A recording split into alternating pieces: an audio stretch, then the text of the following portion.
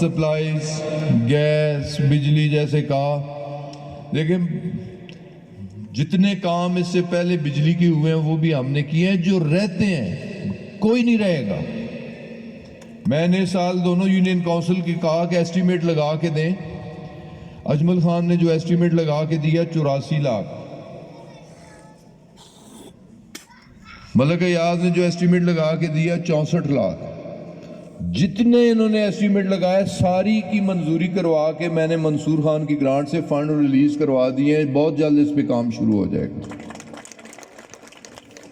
انشاءاللہ تعالی۔ اس کے علاوہ کچھ سڑکیں رہتی ہیں، واٹر سپلائی جیسے اجمل خان صاحب نے اس آبادی کے لیے واٹر سپلائی کا کہا ہے، وہ بھی میں اناؤنس کرتا ہوں کہ انشاءاللہ تعالی پانی بنیادی ضروریات زندگی میں سے تعلق رکھتا ہے۔ جہاں یہ چاہیں گے انشاءاللہ وہ ٹیوب ویل دیں گے، واٹر سپلائی کے لیے دیں گے۔ میں نے تو پہلے بھی 3 ٹیوب ویلز عثمان کھٹڑ، گڑھی سکندر اور بلڑ توپ 3 ٹیوب ویل دیے، سلارگاہ کے لیے بھی دیا، لیکن بدقسمتی سے سلارگاہ میں پانی نہیں آیا۔